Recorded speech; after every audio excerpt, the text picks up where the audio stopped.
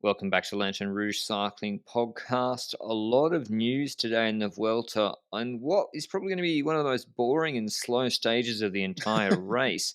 This show, as always, is presented by Zwift. But stage 11 from El Pozo Alimentación, so from a food factory to Legata Cape, Cabo de Gata, 192 Ks, no categorized climbs, an intermediate sprint about 11 Ks from the finish, but it is rolling climbs. We're down south on the coast here, very hot conditions going from Murcia down to Andalusia. Murcia is where Valverde is from and Luis Leon Sanchez, that part of the world. And yeah, the big news before the stage was Simon Yates out of the race with COVID. We'll talk more about that and what that means for Bike Exchange at the end of the podcast. Sivakov out. So many riders. So Sivakov's that's two riders in the top six, I think it was, in the general classification out with COVID. So that was a really big shame. Were there any other riders out? I think there were three riders from Equipo Ken Pharma, Miguel Okay. Adria, unfortunately, Carretero, and that were the five of today. But that means there's, I think, 21 riders out related to COVID in this Grand Tour so far, which is more than any Grand Tour this year, if my math was right. So that's not a good situation, and we're only 11 stages in. So that's mad, and I hope it stops. But I fear that we might have a few more names dropping out in the coming days. But let's all come together and hope that it doesn't happen, eh? Now, when it comes to the actual race of today, stage started, as you said, at the food factory. I wonder if that food factory pays for like having the stage start at the food factory. Would be curious to know that. But three riders in the breakaway, Spanish pro Conti teams. This is your dream ride. You've been asking for it for ages, and this is what you get on today's stage. And now you're already saying it's the most boring stage of all time. It's Well, no, what it's you've been good. I'm not wanting for complaining. weeks. I'm not complaining. I went to lunch.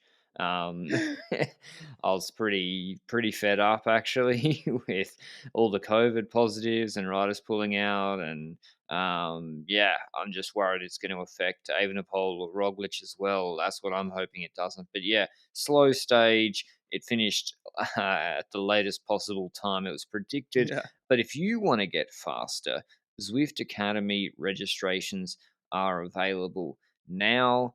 Zwift Academy helps you find your strength and go further, whether you're aiming for a pro contract or just trying to get a bit fitter on the bike. Orientation rides are live now, and we'll talk you through the basics of Zwift Academy alongside other Zwifters. Once Zwift Academy kicks off, the workouts will be available on demand and as group workouts, and all workouts are available in English, German, French, Spanish, and Japanese. To find out more or to start your free 7-day trial, head to Zwift.com down below. But yeah, Bike Exchange were controlling, all in for Groves, no GC guy anymore. Pedersen for Trek was here. Ackerman is here with Milano as the lead out man. Danny Van Poppel would go for it, despite Bennett having left with COVID earlier, and Dan McClay as well, one of the big sprinters for this stage. They're the main sprinters. Brian Cockart here, but despite looking good in spring, he has just looked completely uncompetitive in this latter part of the season. I know he came fourth on stage 3, but yeah, he's not looked competitive at all. Maybe he hasn't had a lead out. I don't know. But yeah, the other big news of the stage, unfortunate, was the crash of Julian Alaphilippe, which came out of nowhere.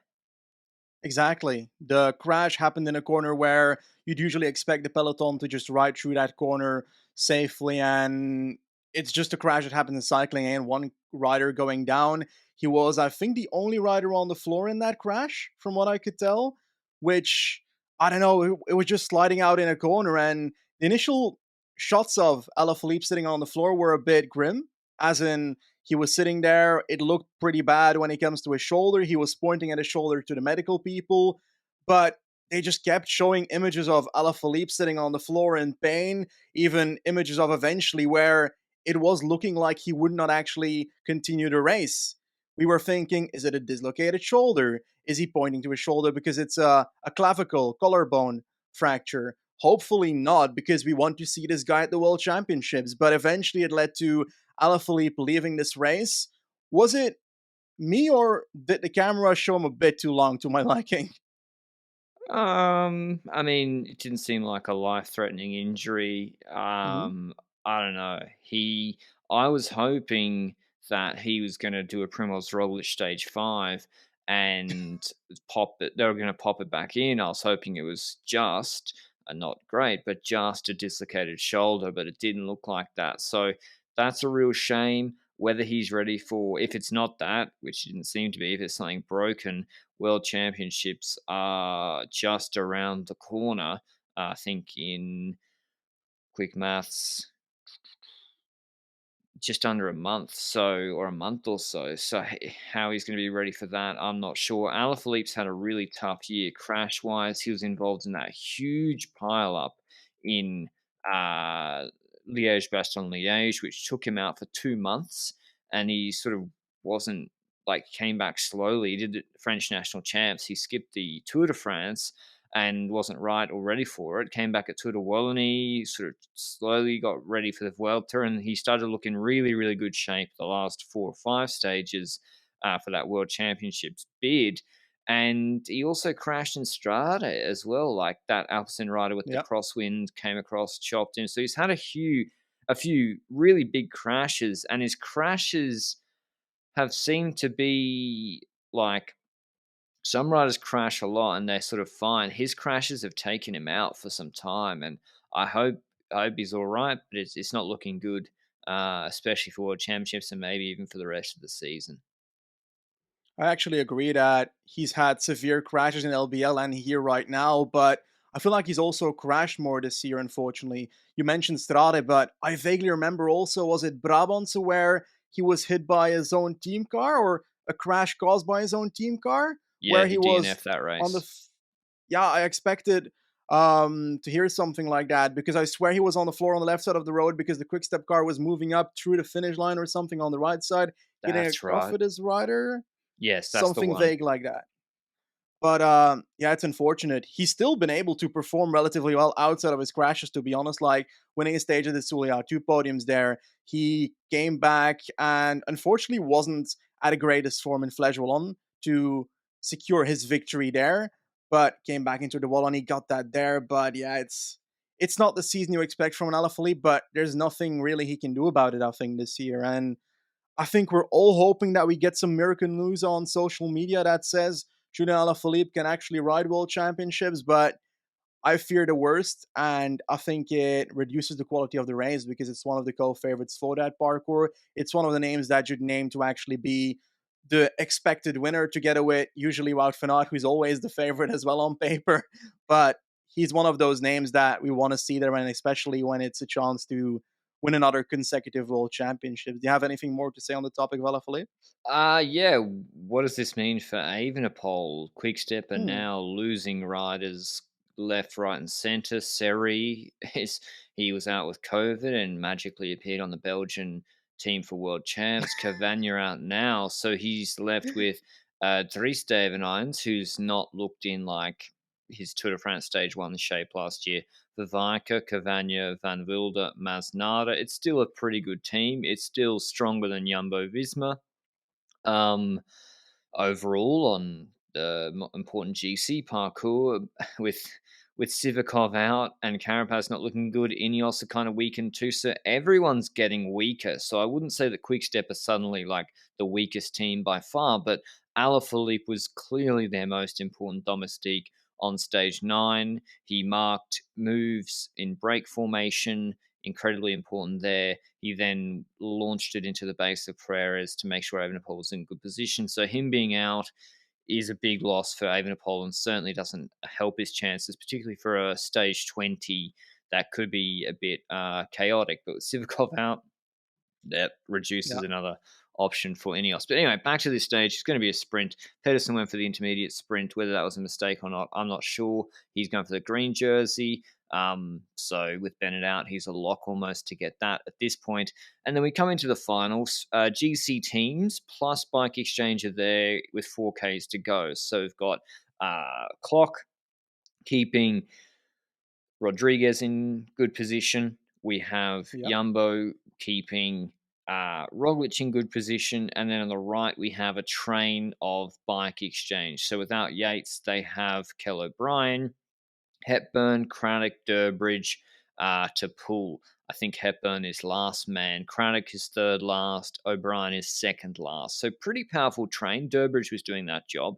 And then eventually the GC teams sort of go away. And this is what's happened with Bike Exchange. They were good in a long straight lead out in Saudi Tour or Oman, can't remember Yeah. which. The GC teams, Benji, again lingered on the front under 3Ks to go. Ineos seemed to. Like, it seems like a new thing. What's the rationale for staying in front? Is it just it's safer than just flying back through the peloton? I don't know. I think the rationale that's being kept is probably that idea, keeping themselves at the front to make sure that any crash that happens behind them does not inflict anything on those riders. Does that actually make the riders safer compared to being towards the back of the group? Potentially. I don't know. I haven't done the math to figure that out in this situation here, but it became clear that the peloton was prepping a bit more relaxed towards the sprint, I felt. Like, initially we had Geesink and Clock racing up a small hill to get into those last 4 kilometers in first positions into corners. But when that kind of disappeared, they didn't disappear off the front, but they weren't necessarily in like first section anymore. Bike Exchange was like the leading team on the left side of the road, and it felt more clear today that they were all following the Bike Exchange train, and that has its reasons. We've got Bora's team who has a rider Les, which is their sprinter. Bennett's not here, so they would likely go for a Van Poppel. And with a Maclay, he seemed to have one rider around him, but he was situated behind him, so he wasn't necessarily helping him out. I feel like Kirch was trying to get Pedersen up, but what Kirch did was basically bring Pedersen into a wheel that is next to the Bike Exchange train on the left side. So Pedersen would also start using that actual train of Bike Exchange. Merlier was nowhere to be seen with about 1.5 kilometers to go. I think like 15, 20 position, perhaps even more. I don't know. I saw another Alpecin rider somewhat in the middle of the like 10th position, probably trying to get Merlier up, but Merlier was not in his wheel. And then an Alpecin rider went to the front, and I think this is interesting. And I'll let you talk about the Bike Exchange aspect there in a second. But an Alpecin rider went to the front and started doing a lead out in front of the Bike Exchange train. And I think this partially helped out Bike Exchange, but I think you also have a take on that, right? Well, Kell O'Brien is second last man for Bike Exchange, and what's been happening with Groves and Bike Exchange is that they look good at 3 kilometers to go and then crumble, kind of like what's been happening with Israel. Groves has been pinched and swamped with no one in front of him at 750 to go in the Dutch sprints, stages 2 and 3, and he's not been kept at the front, giving him a chance to actually contest the win with 500 meters to go because we know he is fast. And so today, Kell O'Brien, Neo Pro, we interviewed him earlier this year or end of last year. He knew he was on the front too early. He knows if I launch it here with 2.5 to go and then have Hepburn go at at 1.6, that's just pointless. Like Groves has to send sprint at 1K to go. So that's just impossible. So the other option is you pull off and they all find other wheels to sit on. The other option is what he did. He looked around, realized no one was about to swamp him, and you can almost see him dial it back a bit because no one else has got any lead out. So he's like, well, if Yeah. no one else is going to swamp me with 2.5, I'll just go at a pace I can hold and hope people come forward. And Alpecin came forward twice with Tamino and Vermeersch without Merlier. Merlier didn't follow them. They zoom up to the front, and he was behind Van Baarle, O'Brien as well. But then after he's gone, the Alpecin guys zoom up, sit in front of O'Brien for a bit, and then pull off, and then another one zooms up, and O'Brien sits on him a bit, extending his lead out. And then finally O'Brien is able to go, and he drops Hepburn off with like 750, 800 to go, which is still early. Maybe it was a bit later than that, but it's salvageable, and it's at least keeping Groves in the first 4 wheels. Now, it still wasn't perfect. Hepburn was still on the front too early. Groves still got squeezed and nearly lost this sprint, but at least he's there. And so John Degenkolb goes for the Hail Mary from the right-hand side, launches it with 3:50 to go. That jumps and swarms Groves after Hepburn, I think, was leading him out. Groves slots onto McClay's wheel, which stops Pedersen getting onto McClay's wheel. McClay following Degenkolb. Van Poppel is even deeper. Merlier, no idea where the guy is. And it basically goes Degenkolb's just on a last man job. McClay's not quick enough. Groves comes around his right hand side. He is quicker than Dan McClay. And Danny Van Poppel does a Dan McClay Eneco tour, zooming through impossible gaps, but he just doesn't get through in time to beat Groves on the line. So Merlier also flashed late as well. But Groves takes his first Grand Tour stage win ahead of Van Poppel, who needed Van Poppel today. Merlier third, Milano fourth, Pedersen fifth, McClay sixth, Degenkolb seventh, Wright eighth, Buelens ninth, Boy Van Poppel 10th. I'm surprised Danny should have got Boy to lead him out. He would have won today. Sibling rivalry. But yeah, what'd you make of the sprint, Benji? Are you concerned if you're Patrick Lefevre right now? I'm not certain that is the thing I'm worried about. I think Alpecin should be worried a bit more because Merlier for 3 sprints in this Vuelta has been not in the right position to make a competitive sprint. Today he finishes third, coming from nowhere. Like, he's not on the shot until we get to the last 300 meters where he passed the 11th rider on the road and tries to fly past on the right side of the road. So also a great sprint by him. Obviously, helps a bit that he's coming in the draft of riders, but still a pretty majestic sprint on the right side, while other riders in similar positions are dropping back at that moment in the race. And I think that I hammered this point in ages ago, and I'm going to keep on saying it. If Ricard is at this race, Merlier has a stage win somewhere, and that's not the case here. And because of that, Merlier cannot start sprinting in a proper position. I don't blame Merlier as much in this situation. I think one of the sprints also next to having a bad position, it was because he went out of his chain was getting off, but obviously he needed a good position before the chain going off to even be competitive in the first place. Nonetheless, when it comes to this sprint, with a lead out like Ricard, I expect Merlier to be able to be competitive with Groves to be able to try and win this stage. Same thing that you said with Van Poppel. If Van Poppel has a Van Poppel, Danny Van Poppel, because I'm not sure about Boy Van Poppel's lead out skills that much, then Danny Van Poppel wins this as well, because he wouldn't have to come from that far, because he comes from literally the same distance as Merlier at certain points here. I think the last 200 meters, he's in the same position or the same distance from the front as Merlier. Merlier's a bit more in the open on the right side, while Danny Van Poppel is following Groves' wheel and Pedersen's wheel in the middle there, trying to come past, which you said, McClay and Degenkolb. Let's not do Milano erasure here. He was doing a lead out for nobody. Nobody was in his wheel. Was I think Ackerman not McClay here? tried to use his wheel. What, sorry? Where did Ackerman finish? Like 15th. 10th or something? Jesus. Milano 4th, Ackerman 15th. What's going on there? Like, we saw Milano launch it up a bit later than Degenkolb, tried to follow Degenkolb and then launch past him. I think Milano was actively trying to do a lead out, because at a certain point, I swear he was like straight up looking behind him, looking for a rider, looking behind him, and he did not see Ackerman, and he just kept on sprinting, and he still got fourth. But if Ackerman's in his wheel, then he's also got a better chance of winning here, but he was not, so that's not very ideal. Is it about Milano? When it comes to Van Poppel's lead out on, I think it was stage 3, I think we discussed that he looks behind 4 times or so in the last not even 1 kilometer, the last like 400 meters. From the second that Van Poppel launched his lead out, he looked past 4 times. Do you think that Milano was not aware enough of Ackerman's position in this sprint? Oh, I have to rewatch it, but he must have been going for himself, right? Like you don't finish No. 4th here doing a lead out. Like It there's looked not, like he was leading out. but he finished 4th ahead of guys going for the win like Pedersen and McClay. I don't understand. Like Ackerman finished ahead of with Ivo Oliveira. I'll have to rewatch it, but I think Milano's got really good legs. But obviously, yeah, he might not have the finesse of a Danny Van Poppel. And he kind of still is a sprinter himself.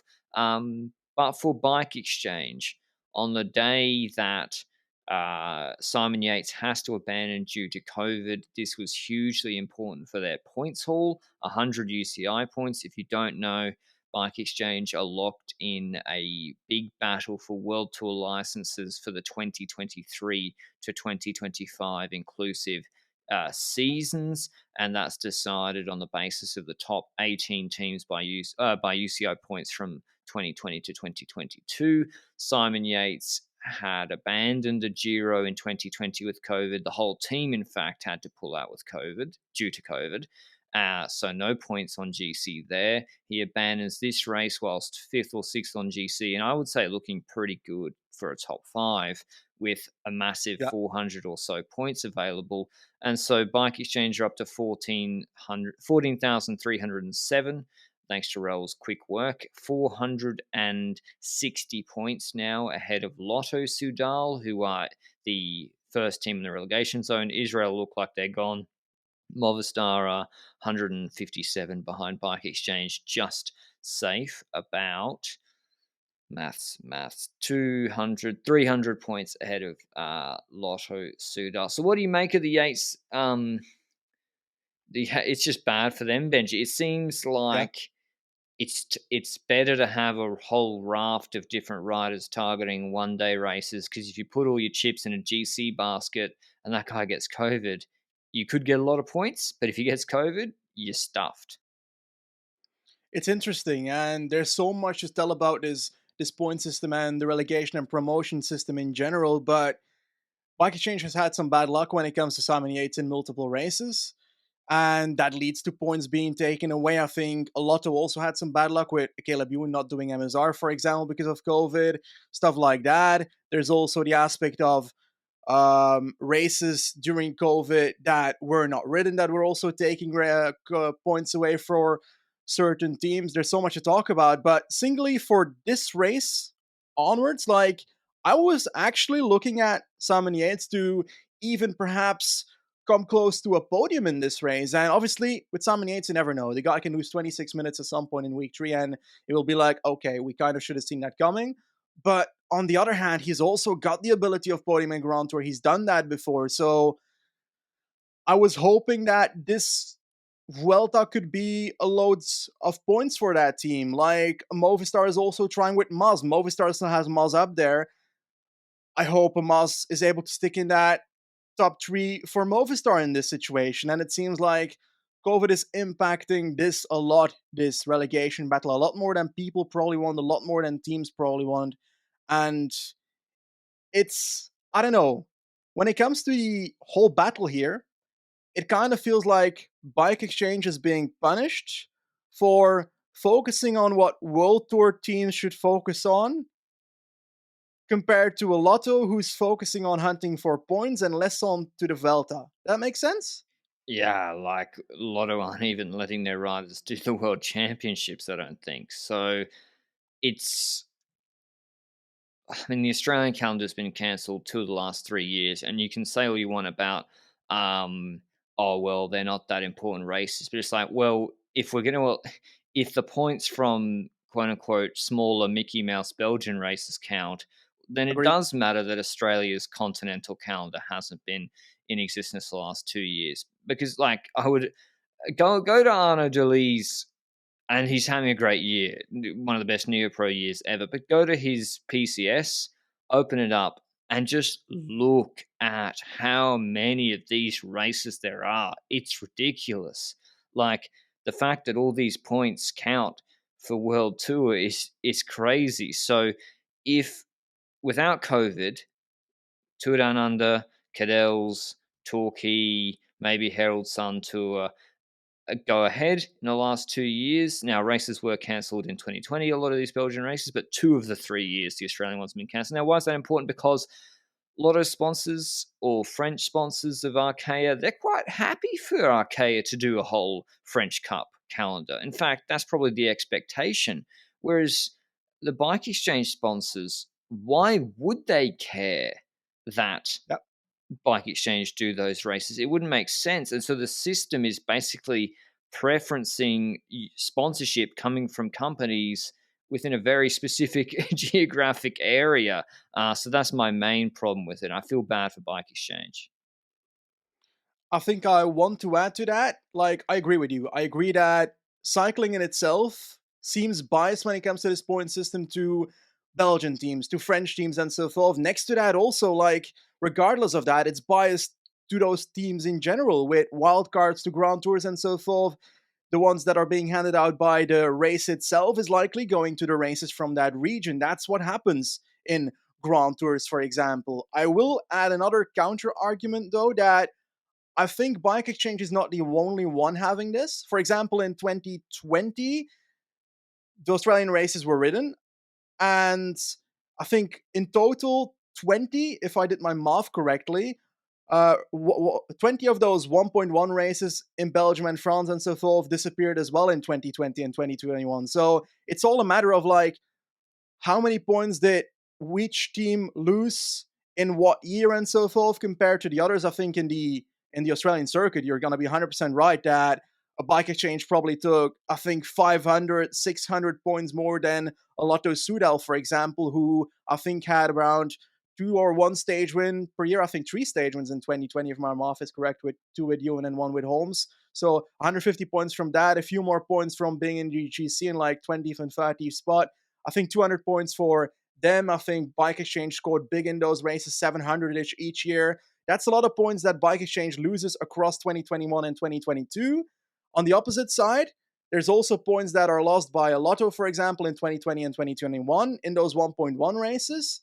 But I agree that on paper, there's more races for a Belgian team than an Australian team to gain those points from. But I think that aspect is just an issue with the sport in itself. I think that's just cycling being non-globalized, right? Well, no, 2 of the 3 years the Australian ones were cancelled, and I think the Yeah, Belgian ones were more 1 of the 3. So that's the unfairness of COVID. EF as well have had California cancelled. yeah, Is Tour of Utah happening? So the Canadian classics have happened in a couple of weeks, but they're the only time they've happened in the 3-year cycle. yeah. So their North American calendar has been gutted during COVID, and so yeah, it basically creates a system where in 2026 we might have 5 average to below average French World Tour teams and 0 North American, 0 Oceania, and maybe no Spanish World Tour teams. So is that what I the counter argument as well is, listen, if I'd been designing Bike Exchange's calendar from the start of January, of course they wouldn't have a problem, but they didn't Yeah. react quickly enough. Same goes for Movistar or Education First. Like, you can't also ignore the fact that these teams are in this position for somewhat because of their own doing, not just because of the systemic problem in this, the problem in this system. But you'd also say, were Intermarché or were AG2R smart in the triennium, or are AG2R just lucky that they have a load of French one-day races that there's a lot of points at that they go to anyway? I would say it's probably the latter. But yeah, it is. It's going to be a big blow up. It's worth probably a podcast in itself. We have teams probably going to Tour de Langkawi, which is at the end of October. Big riders trying to get points. I think my view is that there should be no relegation, but I also believe you have to promote Alpecin and Arkea because they have abided by the system. You have to promote them and give them, and also, but the problem is then RCS say we can't invite 20 World Tour teams plus 3 wildcards to the Giro. So you say to Arkea, do you want to do the Giro? Because they didn't this year, and hope they say no. I agree with that aspect. That would be an ideal like result, but there's also some questions to be asked. And what do you say to the team? So, for example, very shortly, I think you linked me something where the UCI actually stated something related to COVID and 2020, where they said the effects of COVID would have a limited consequence, or how was it stated? The UCI said at the start of COVID that the effect of COVID, in short, would be taken into account when evaluating a UCI World Tour team status. So I would argue that if your main GC rider is pulled out with COVID in two of his target Grand Tours in the 3 year period, if your national local calendar has cancelled for 2 of the 3 years, I'd say that's a pretty Yeah. big impact of COVID. But it's not unique to Bike Exchange. As you said, Caleb Ewan came second at MSR in 2021, and then he can't do it with COVID because of 2022. Like, it's just because Yates pulled out during a Grand Tour doesn't mean that Ewan didn't lose loads of possible points at a 1 day race he was supposed to do 4 days later. So, or however many days after he tested positive for COVID. So, all the teams have been affected. I would say that Yeah. it's a good thing that we have sponsors. If sponsors have financial commitments to these teams and are willing to back them, which is a good thing, then during a pandemic, why are we basically cutting them off at the knees? Because listen, if Lotto get relegated, it doesn't matter. If Bike Exchange or EF get relegated, they're fucked. They have no Yeah. World Tour stage race, read Tour de France, wild card, and so that's really tough for their sponsors. One more aspect there. I think when it comes to we're talking about the issues here, we've spoken about a potential solution being two extra teams being World Tour for a bit. There's also some effects to that, which indeed is that we'd have 20 World Tour teams. But the question then is like, first of all, what would happen in the next cycle then? Like, COVID will probably not disappear. So you probably, as the UCI, would have to tell them before the cycle starts, in this cycle, we won't consider it. And Correct. regardless of what happens COVID wise, you're getting relegated at the end. And the UCI has tried to limit the amount of World Tour licenses in the last years as well. I think they tried to reduce it to 18, I think to 16 at a certain point, if my mind serves me right. And now it going back to 20, they're going to want to have it back to 18. So I think in that solution that we're improvising here at the moment, it would be something like 3 years, then four teams relegate, and we go back to 18 teams, and two teams can promote in that sense. Or do you think that's too much then? Well, I mean, it's kind of a joke, isn't it? Like the UCI is trying to limit the number of teams Yeah, when it's got this hugely bloated calendar, which means there is a need for so many riders on each team. Like, I would get it if the calendar was nice and compact and made sense commercially, I'd get limiting it, but it's just all a mess, really. And people will say, oh, well, the teams knew what they signed up for. Well, if you had a crystal ball when they signed up to this in 2019, I don't think you knew. If you did, you'd have made a lot of money on the stock market. Um, if you knew COVID was going to impact the world like this in 2019, how Buying Exchange went with a star strategy where they're yeah, like, we expect our stars to score enough points. Guys got COVID twice in Grand Tours. So how could they predict that?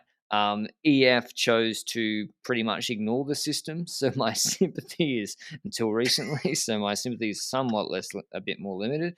And anyway, it's like, well, I'm probably going on to the full relegation pod, but it's like if Manchester United got relegated from the Premier League after coming fifth because they got knocked out in the FA Cup in the second round.